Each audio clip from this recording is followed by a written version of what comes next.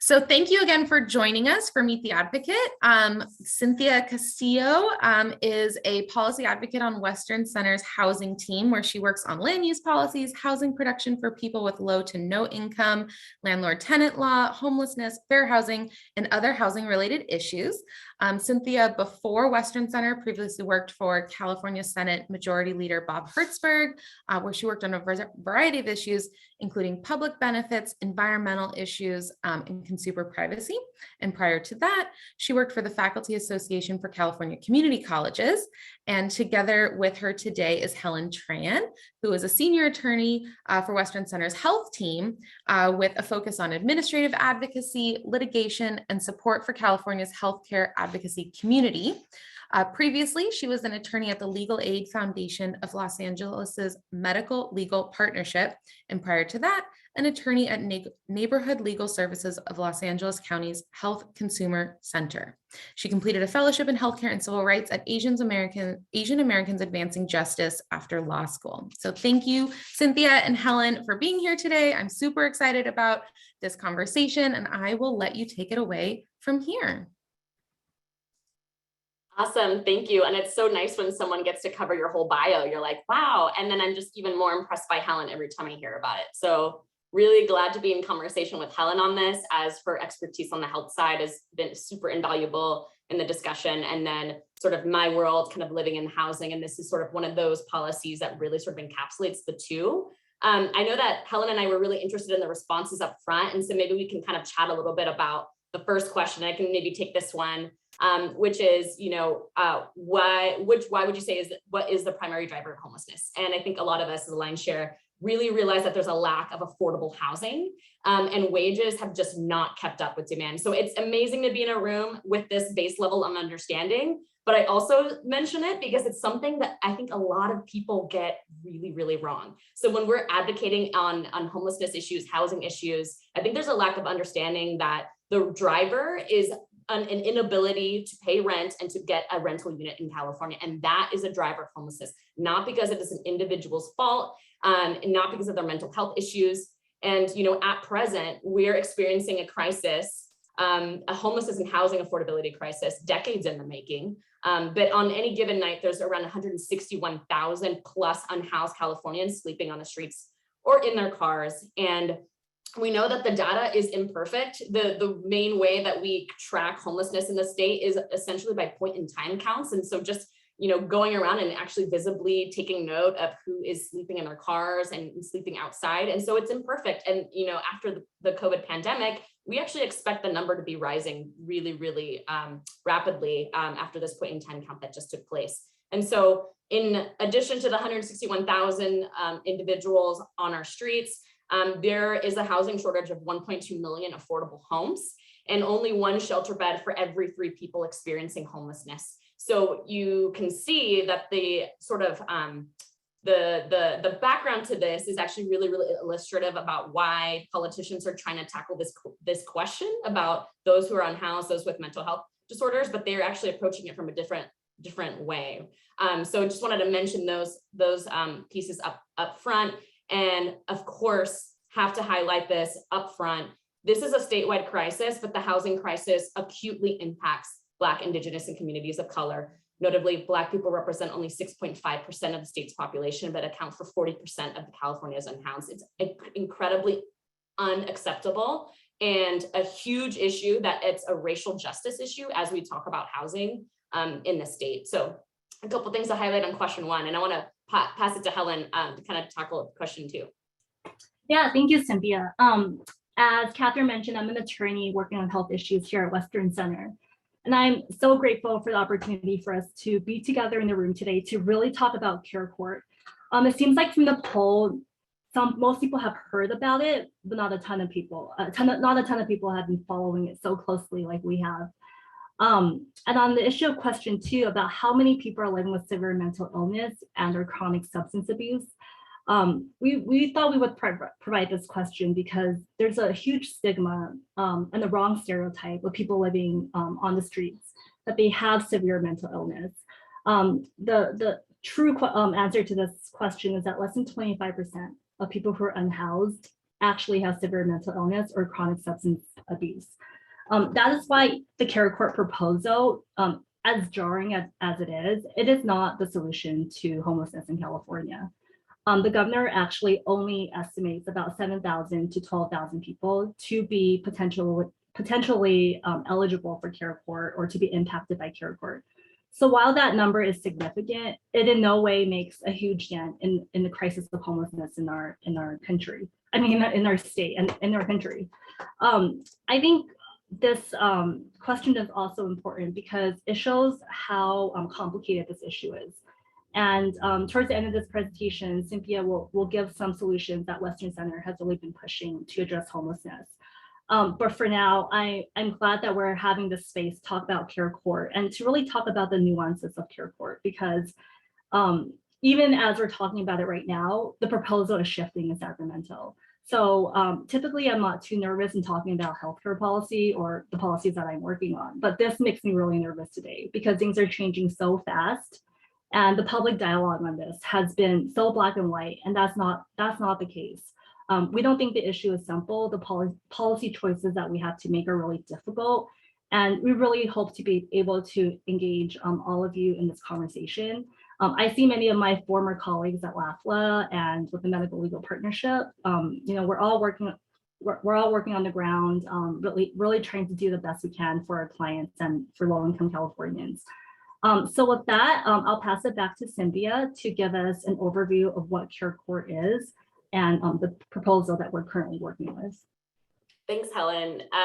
So I'll start up with like the big picture and what is care court, this thing that you've been hearing about and reading about in the news, and maybe haven't been super in the weeds on. But on March 3rd of this year, the governor introduced a new court process and framework that he dubbed care court.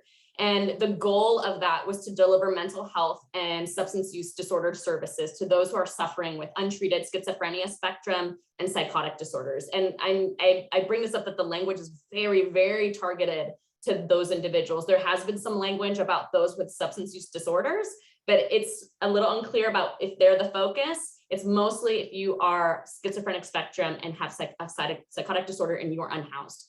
And so, like I said, the population really zeroes in on the unhoused in our communities and those who are essentially facing high risk of repeated hospitalization, incarceration, institutionalization, conservatorship, and premature death.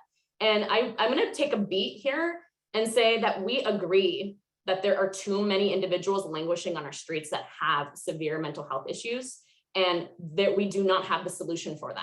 They are languishing on our streets. So I'm going to take the beat to say we agree that there's a problem.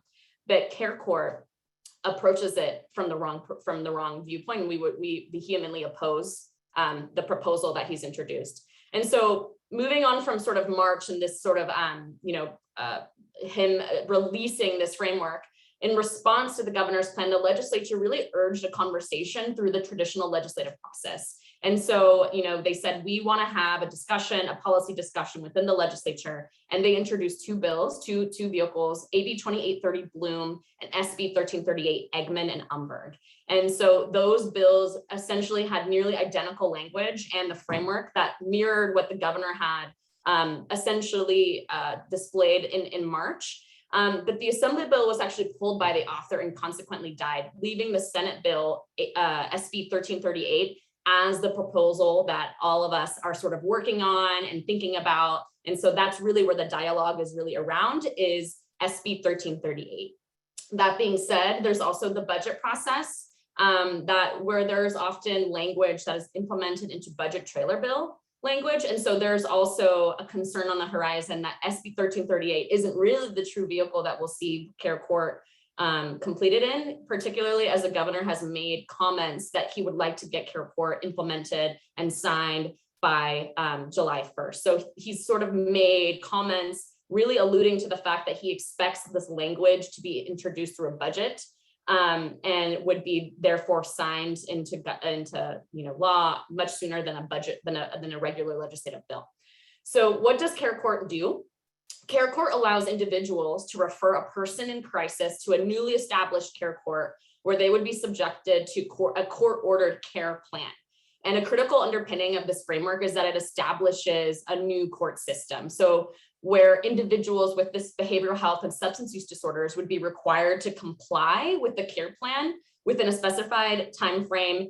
And this is the kicker, and I think something I really want to highlight, it's very, very dangerous, is it creates a new presumption that the failure to comply with care court would lead to a factual presumption that no suitable alternatives are available. And I literally read that word for word. So a factual presumption that no suitable community alternatives are available. And that essentially is the next step, which is we can't help you with care court. You are now essentially funneled into conservatorship. You'll note that the language that the administration is using is that they're using this as an upstream diversion. That's you see, upstream diversion. We are catching these people before they're conserved. From our view, this really feels like a pipeline to conservatorship.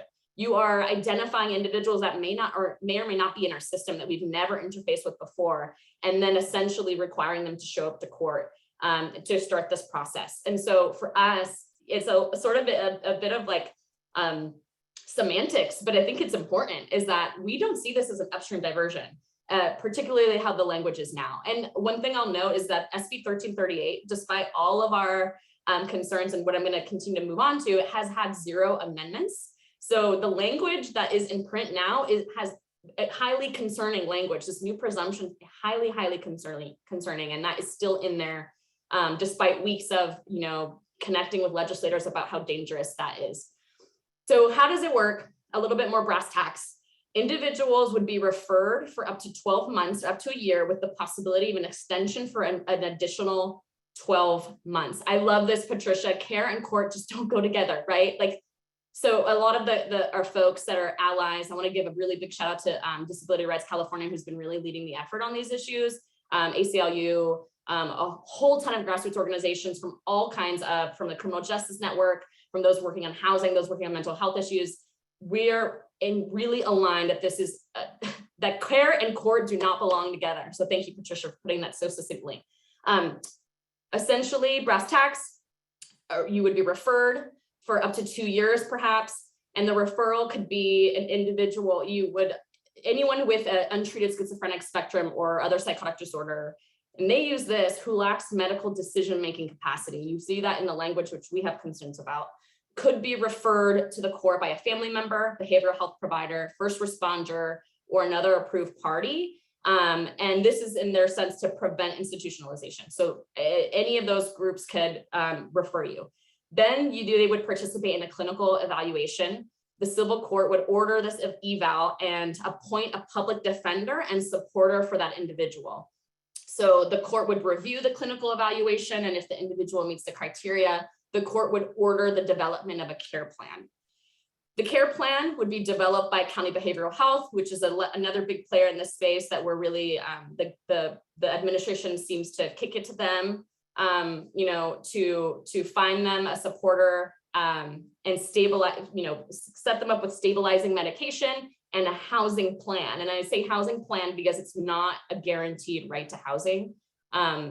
It's very, very unclear in terms of the language that's in print about what that means. And we'll go into why that is problematic.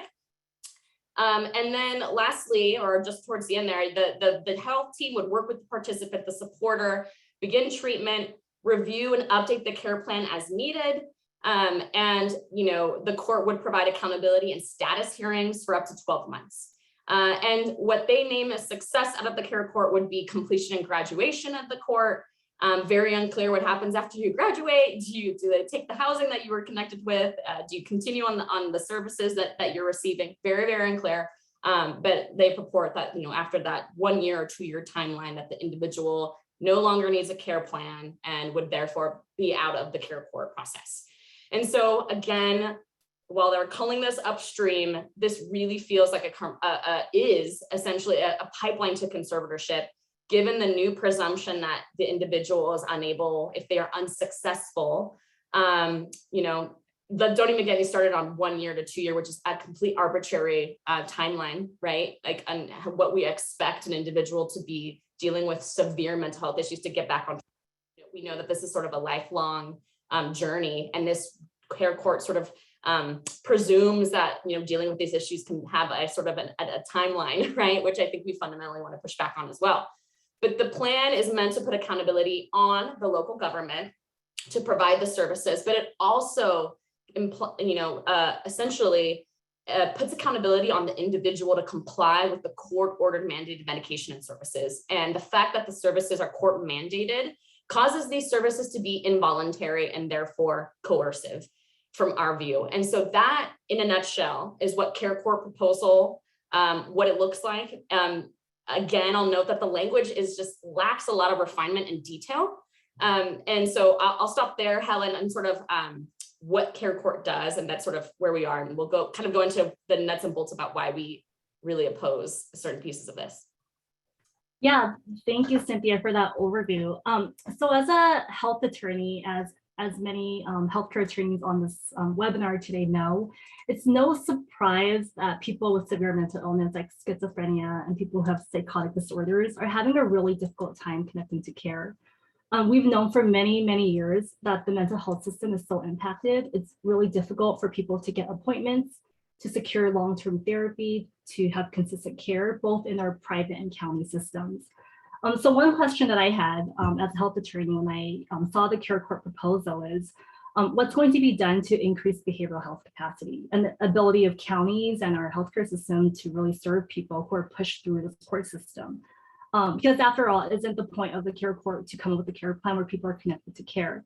So I think what's striking about the Care Court proposal is that there is no new funding dedicated for behavioral health directly for people who will be entering the Care Court system. Care Court will be relying on existing sources of funding, and the governor has estimated that will be about $8 million for this current fiscal year and about $11.6 million for the next fiscal year. But this is existing funding. The behavioral health system isn't necessarily expanding. There aren't necessarily going to be more providers. It's just that there's going to be more court mandated care. So I think that's a really big red flag for us is even if this framework goes through and it's established, how is it going to be operationally carried out when the capacity of our mental health care system isn't necessarily increasing? Another, I think, question I had really as a health attorney when I saw this proposal is, what about our existing legal and healthcare systems is not enough to help people in need already? So I think for me, in understanding Care Court, it was really helpful to try to break apart how people currently get mental health care. So there's, of course, voluntary treatment, which is what most of us on this call would be subject to. We can choose or choose not to get mental health care when we need it. But we've also carved out a whole way to provide involuntary treatment for people who our systems have determined to not have enough capacity to make these medical decisions for themselves. So as background, there is 5150 holds. These are holds that are that we commonly know for people who are suicidal or who need 72 hours of institutionalization to be evaluated and to be stabilized. This is for people who are gravely disabled and a danger to themselves or others. And that 72-hour hold can be extended for 14 days. But again, that's very temporary because at most you'll be getting help directly for 14 days. And afterwards, people are often just discharged back to their usual living situations. And then there's also Laura's Law, and this is for assisted outpatient treatment. It also involves a standard of being gravely disabled or being at risk of seriously harming yourself or others. But there's also a host of really specific and extensive criteria that you have to meet. That includes a history of lack of compliance with treatment in the past 3 to 4 years, that you're unlikely to survive safely in the community without supervision, and many, many other things. And so it's a really strict criteria, and it's so strict that from July 2008 to July 2019, when this was studied by the state, only about 2,350 people have entered into Laura's Law. So as the law itself, it hasn't been applied to many people. It's so strict that it's just so hard to qualify. And I think from the provider standpoint too, it's just like a really difficult tool to even use to help patients. And lastly, there are conservatorships, and we commonly know them as mental health or LPS conservatorships. And this is the strictest of all. It has the strictest standards. It applies to adults who are gravely disabled as a result of mental illness. People under conservatorships do often lose their rights to make some or all of their medical decisions. So on the list of things that our system currently has to compel treatment of some sort. Conservatorships are the most extreme.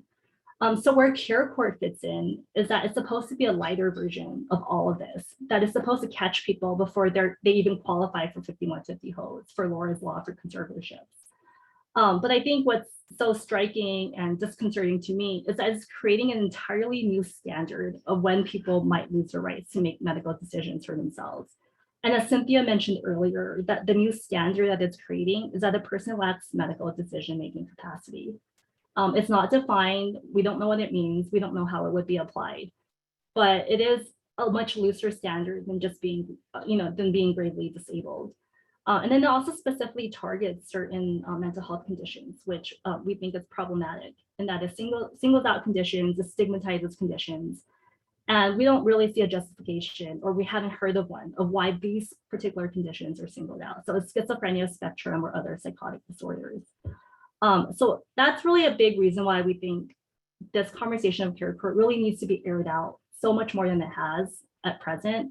It's being so aggressively pushed by the governor through the trailer bill process, where people can't have a thoughtful conversation about what does it mean when you create a new standard that will take away people's civil liberties.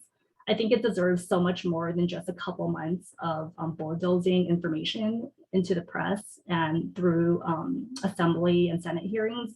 I think we don't really get to hear in Sacramento from people who would be directly impacted, people who would be negatively impacted, and maybe potentially some people who would be potentially benefiting from care court.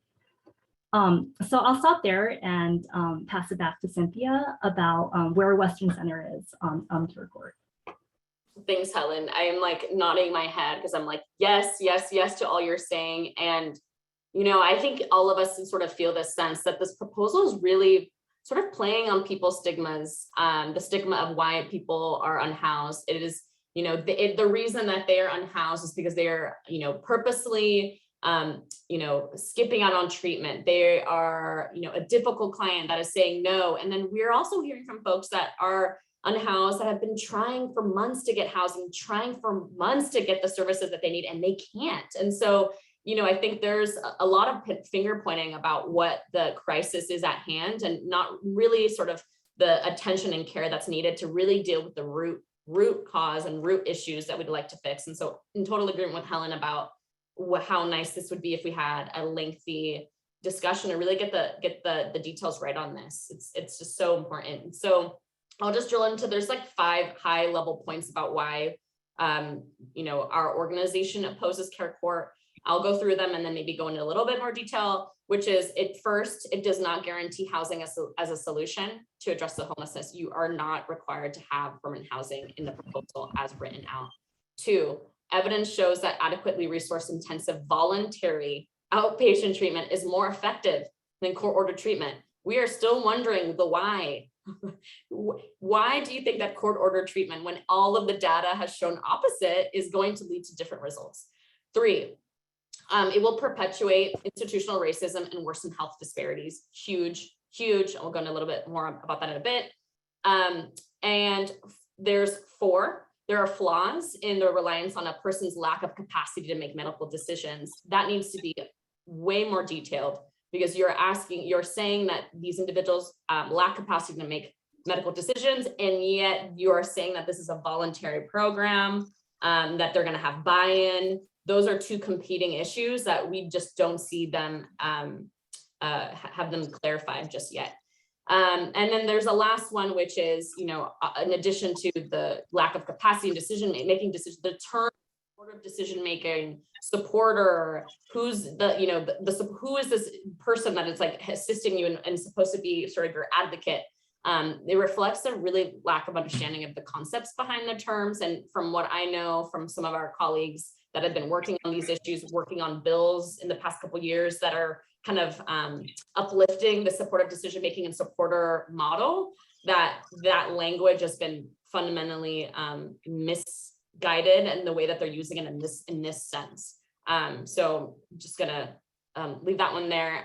So critical terms and concepts are just not defined. So if I kind of drilling down on the housing though, I think all of us here have the understanding, and it's definitely aligned with California's housing first model, which is when you should have a home, and you are much more likely to sort of, that permeates through the rest of your life. You are able to really deal with your mental health issues in a more fundamental way when you feel safe at night and you have a place to call home. And so instead of really allocating vast sums of money and time and energy towards establishing, and it's a completely unproven new court-ordered treatment that doesn't guarantee housing, the state should really expend its resources on a proven solution to homelessness, which is giving them housing, guaranteed housing with voluntary services.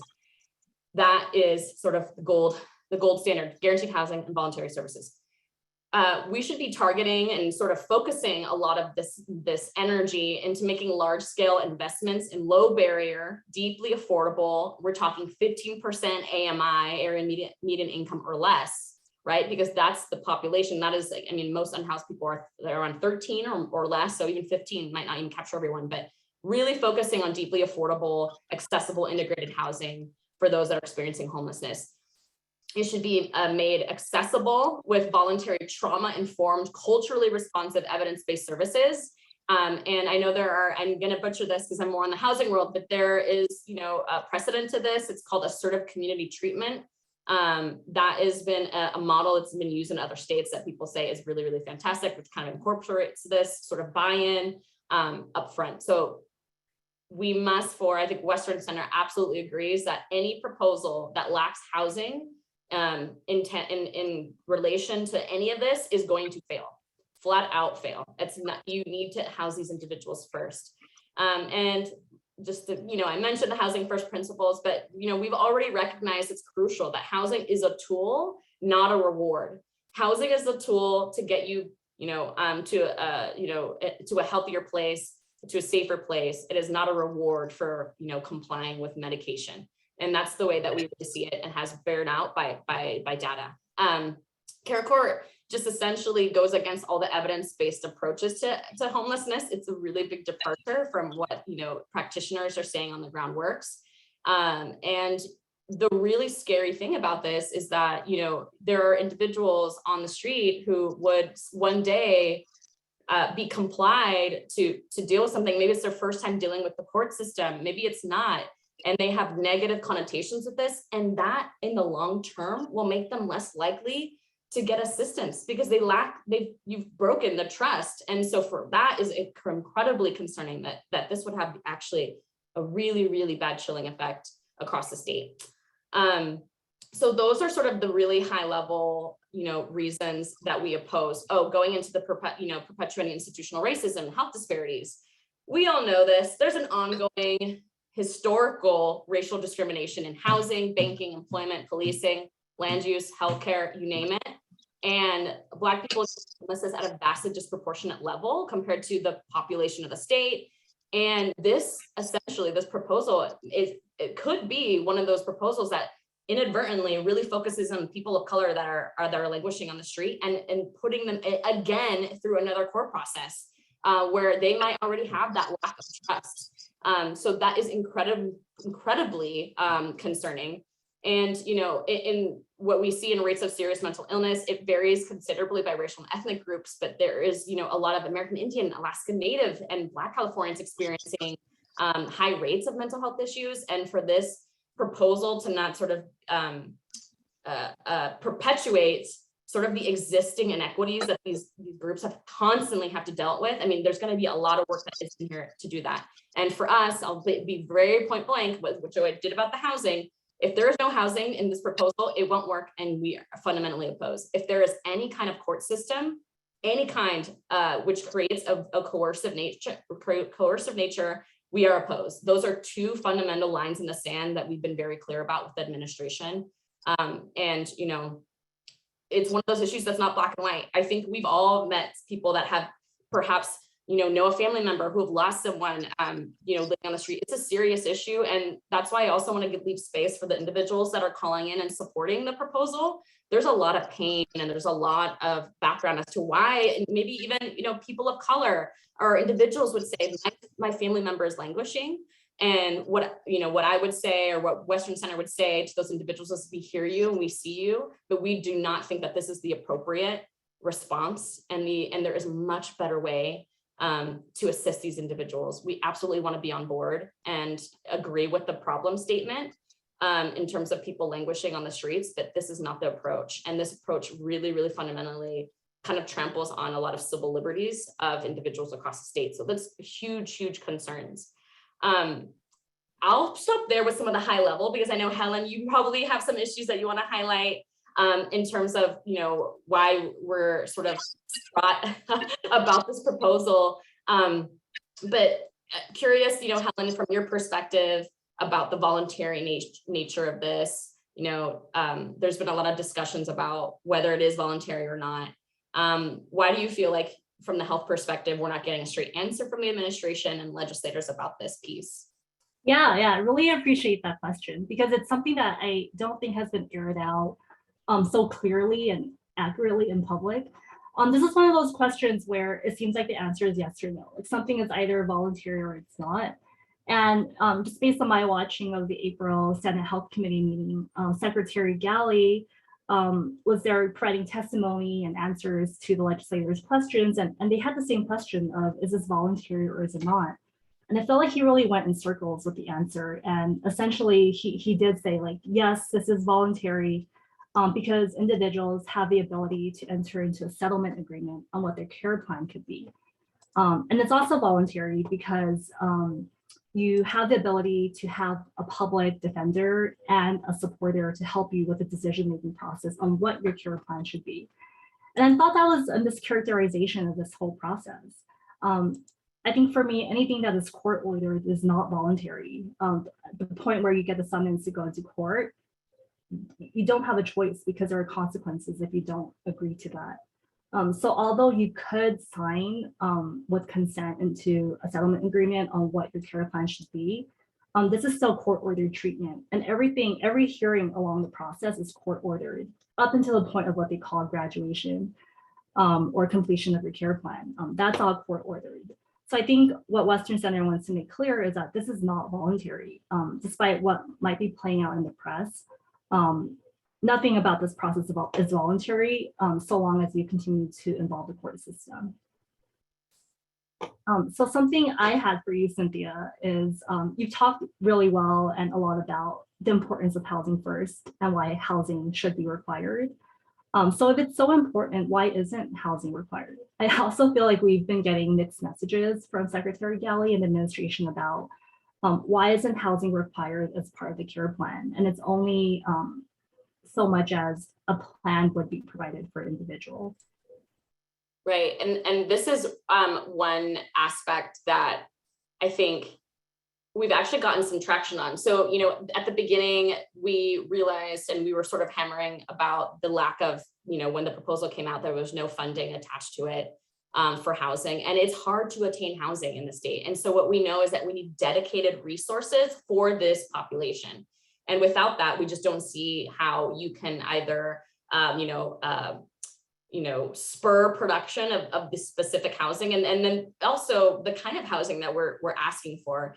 We're not asking for a congregate shelter type housing. We know that these individuals, may need a little bit more assistance. They deserve a location where they can get the services that they need. And it's not just these short-term housing situation. So an example is that the governor had introduced $1.5 billion for this, what he's calling bridge housing. And it's sort of the type of housing where it's a shelter. You're sitting in a room with a lot of other individuals. And we just don't see that is an appropriate level of housing that frankly, anyone really requires, but particularly individuals that are dealing with psychotic, disorders and may be, needing more assistance, have been traumatized by the streets. That's also something that I think is really, there are individuals that were unhoused and then they started getting their mental health issues because they've been on the streets for so long, right? There's also a lack of understanding or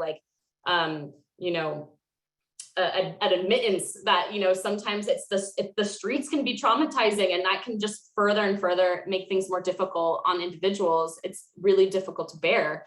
And so for me, the lack of housing was a huge red flag. The governor and members have since now, for the past month, been changing their language around this and saying that housing is an absolutely critical component. The governor has said that he's putting $2 billion, but a lot of that we see again with like how Helen mentioned, there's repurposing of funds. A lot of the housing money that we see that would likely be repurposing of existing funding. So again, the question of it, where are we pulling from in order to create this housing? We are going to need a short-term solution to get individuals off the street, right? As soon as they get their care plan, they would need to have housing. So you need short-term solutions, but you also need long-term solutions to ensure that there is a bridge to somewhere, right? Where there is literally a bridge to nothing. We're really concerned that there's all this like congregate short-term housing that is just not adequate at all to get people sort of onto the next level and, on a better track. And so for us, it's a huge piece that's concerning. The governor seems to have made a commitment that this $2 billion will go towards housing for those folks. So more detail on that as we connect with the legislature about what that looks like. So yeah, that's what I'll say on that. I'm curious, Helen, another big piece of this is the court process. I think I mentioned up top, the court and housing is so important to us, but what do you see from the health perspective about the courts? And I know you've had experience with some of the things you mentioned up top, these other pathways, but sort of how do you see it from your perspective about the court aspect? Yeah, I think courts traditionally are not in a position to make medical decisions, especially in the weighing of medical evidence of whether or not someone is severe enough to qualify for a clinical standard or for certain services. So I think it's definitely different to start involving courts and attorneys into the whole homeless services world, but it's not that unique or a paradigm shift, as the governor says, in involving courts in some decision making that involves medical knowledge. We see that with conservatorships, but again, that tends to be a really regulated process. It's sort of like the last resort of a person not being able to have any other alternative in the community. So to insert the court this early on in the person's treatment, I think is unusual and not something that we at Western Center could support. I think even for many of us who have experience at the administrative level of hearings with Medi-Cal, with Social Security, disability, we find that even administrative judges have a really difficult time parsing through really complex medical information and how to weigh medical evidence, especially when there are so many different types of providers weighing in on the status of a person's condition. So we think that's problematic, and as has been a theme throughout this whole care court framework, we don't have details on that. None of that has been hashed out. What we really have is just a framework, a really loose framework of how the courts would be involved.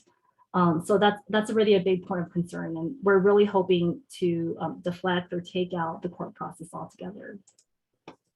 And Helen, I want to take a beat here because there's a question in the chat, and there was another question I got a DM that I kind of want to address, and related to housing. How do we create affordable, accessible housing? Cost of living has increased so rapidly that even folks with steady incomes are struggling to afford housing. It seems like a hard position to hold that we oppose any proposal that doesn't include affordable housing.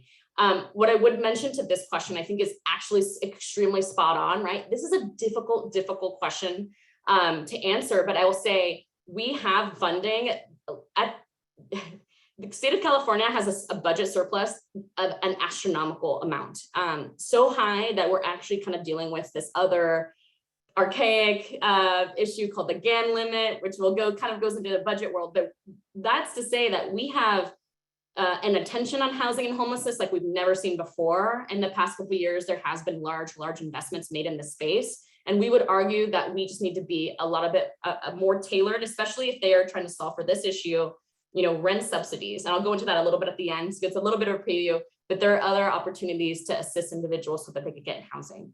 The second question is from Joni, and thank you so much, Joni, for uplifting the city of San Diego. They are also created a special unit, very a la Care Court, right, to force conservatorships on homeless people. So you can see that this issue is really taking hold across the state. And I mentioned this politically, but a lot of the individuals that are supporting this proposal are city mayors. Big city mayors love Care Court.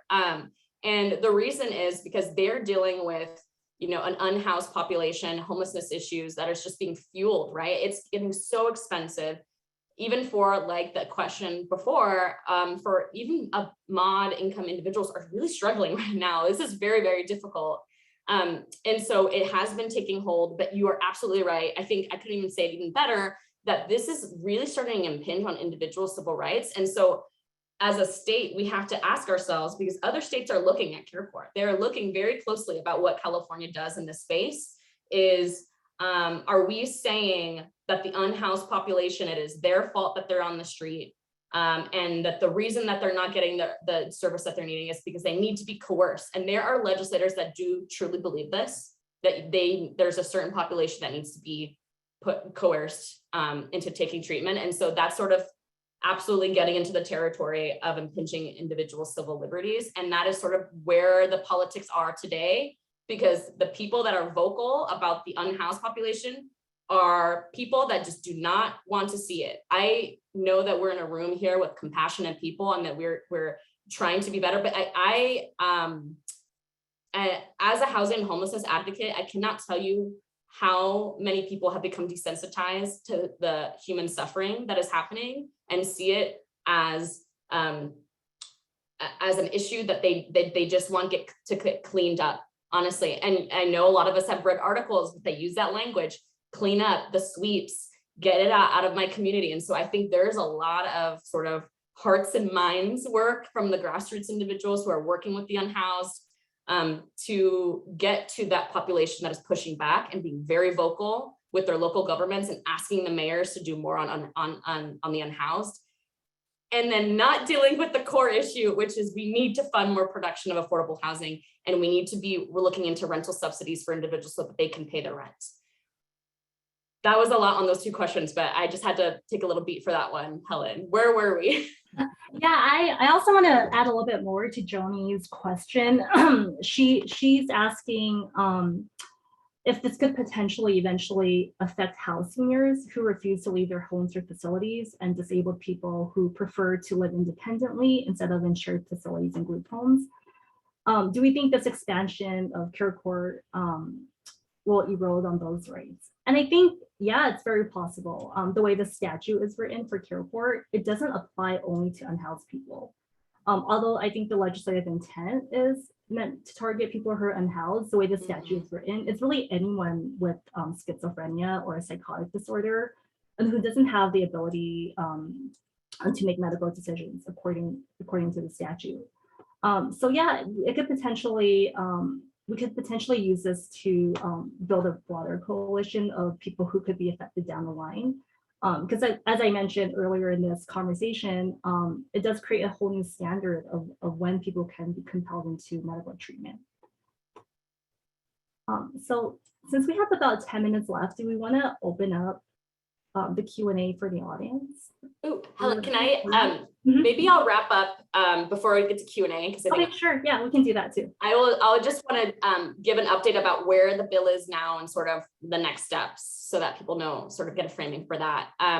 So the bill was heard in the Senate Appropriations Committee today, which is the committee that essentially deals with the cost of what it takes to pass a bill. And the appropriations committees work in a very interesting way, but if any bill surpasses a certain threshold of what it would cost, it automatically gets put on the suspense file.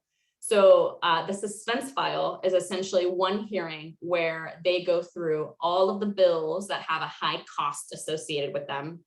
And then the appropriations chair essentially with really kind of, you might not even get an answer for why your bill may have been killed, but it basically they say yes or no to the bill based off of that. So it made it to the next stage, appropriations suspense file hearing, which would be this Thursday.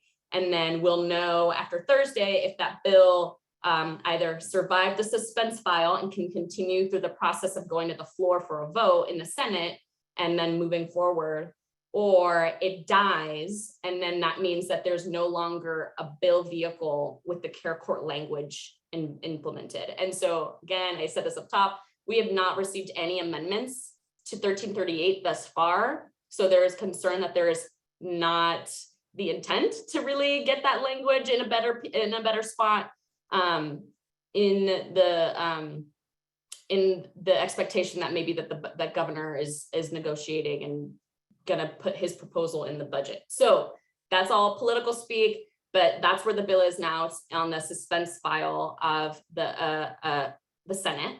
And, you know, individuals that we have a letter that we'll probably share that, you know, over 55 or maybe over 100 organizations have signed on in opposition of the CareCorps proposal. Maybe some of your organizations are in opposition with us as well. That letter continues to circulate. Everyone is trying to get loud, and you know, grassroots organizations are trying to really put legislative feet to the fire about, you know, these questions, these remaining questions that a lot of us have. And so that's where we are now. The budget, the governor had his budget May revise, and he attached already. He has funded CareCorps through that. He is putting 65 million towards CareCorps. A portion of that money is ongoing. So 65, but around 50 of it going annually. 10 million focus on supporters, this concept of the supporter that's going to be assisting the individuals who have been referred. 10 million to the Department of Aging that would administer that effort about the supporters. Second, 15.2 million this year and about 1 million annually afterwards to the Department of Health and Care Services to provide training and technical assistance about CareCorps to the counties, as well as doing some data collection and evaluation. Of course, again, we would say that this is such a wide sweeping proposal that we absolutely oppose, that they're starting off statewide and then gathering the data about whether this, you know, could potentially, you know, further some of the racial inequities felt by the unhoused, all of that. I think we should have had that data first before setting up this proposal. And then the third is the judicial branch, 39.5 million this year and 37.7 million ongoing to conduct the CareCorps hearings. And so, of course, this is going to take training. These courts and judges who have never dealt with these issues being put into the fold in a completely new process. So you'll see that 65 million has been dedicated, the governor, to setting up this process, which for us as advocates is a sign that he really wants to get this done. And that's sort of where we are now. And I know we're like, we can have talk about this forever. So sorry. So let's open it up for questions. Is CareCorps being considered a pilot? No, it is not being considered a pilot. The administration is very dead set on making this a statewide proposal. And, you know, having it across the state. So no one's exempt. I got another question related to transportation. You know, let's see, I don't know if the person's on and can maybe get off mute, maybe to say the question, because it's hard to read the whole thing. My name is Antonio Page Khan, he, him, his, with Legal Aid Society of San Diego. I'm just curious, it seems like the focus is on housing, which is obviously the biggest need and concern, but at least in San Diego, a way to kind of resolve that is public transportation, because our public transportation here is garbage. Like, it's absolutely terrible. They waste money on putting like a bus stop in the middle of a 5-lane highway on I-15. Like, it's just really bonkers on the transportation here.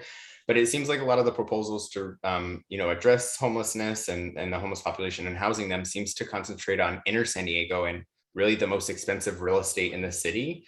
And it's hard to understand why we don't concentrate on maybe expanding our public service so that we actually have more options geographically to purchase real estate, to get housing, to house more people, rather than spending multi-million dollars on one building next to Petco Park that can only house 100 people, when that same amount of money could have been spent a little further outside of town and we could have housed triple the number of people. Mm-hmm. So I understand that housing is the biggest issue, but it also seems like an access to services type of issue. And our housing is then restricted to really geographically a walking distance from these services. And that's just so expensive because you can't find that type of prime real estate without paying a huge dollar for it. So I'm just curious because I know earlier you said your kind of bright line is if it doesn't involve housing, you're absolutely opposed to it. But it seems like maybe other ancillary areas might help in resolving it. Obviously, this is not the you know, solve it be all, but yeah, just a thought. Yes, thank you for the question. I think, you know, it's super complicated, but I think you're right. There has been, at least from the governor's perspective, a focus about infill development and getting the production and getting more affordability near, you know, transit hubs. But then to your point, there are some jurisdictions that just don't have the infrastructure in place, that don't have really good transit. But, you know, for us, I think that's absolutely part of the solution, but that is also so huge and part of the larger space of housing, which is we're trying to get more affordability and infill in these, high resource areas, maybe downtown corridors. We need more affordability there. And so I think you're actually kind of highlighting one of the big issues the state needs to grapple with is like, where are people living? Where are the populations that we need to serve? So absolutely, I don't have a great answer for you, but I will say that it is definitely part of the thinking that's happening in the transportation committees, also in housing committees, is about, the nexus between the environment and then housing and then transportation. Like that is like really top of mind for the legislature. So maybe if it's not in Care Court, those are definitely questions that we're grappling with in other bills. So that's my imperfect response to that. Yeah, but more on that. I'm definitely talk to you more about that offline, Antonio. Thanks for the question. Yeah, Cynthia, I see another question in chat. Sorry to keep putting you on the spot, but you're the housing policy expert here. Are there other models from other states that we might want California to look to with serving people who are unhoused and who have mental illness or addiction issues? Yes, I'm so glad you asked. And we use the word expert loosely because I feel like I'm constantly learning from all of you all on this call and learning from others about housing and how this really impacts individuals on the ground. So I think we're all experts in our own right. So appreciate that. We are actually, we're really interested in sort of Georgia. Georgia has an approach to assisting people with severe mental illness and exiting homelessness, which is they have a state funded housing voucher program, and then they pair that with assertive community treatment teams. So again, that assertive community treatment buzzword that I'm learning about that I used earlier. And so that if folks are interested, we can kind of chat about that, but that there's actually, a program within Georgia that actually does this. Obviously, Georgia's not California. We have a larger population of unhoused in the state, but that's what we think would be a great solution to this, is that housing subsidies are one of the most successful models for allowing people to exit homelessness. And so the subsidies would then cover market rate rent. Essentially, you're sweetening the pot for the landlord to have these individuals live there. And so we think rent subsidies are a really, really great first step. And we would love to kind of model what Georgia is doing in that respect. And then also, of course, pairing that with the treatment so that it feels like the individuals bought into their treatment plan and that they're a part of it. And it's not this sort of,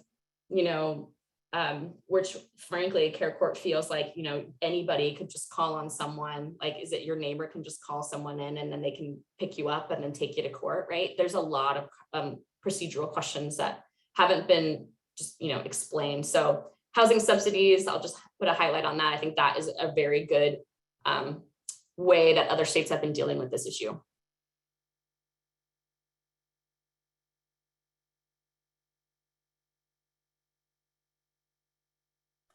Another question in the chat, Cynthia, probably for you. I understand that housing element updates for city and county general plans will now be required to identify opportunities to create more housing. And what do we think the projected impact is on this? And I know we're at time, so we'll probably wrap here unless there's any other closing thoughts that you want to add to Helen, also while we answer this question.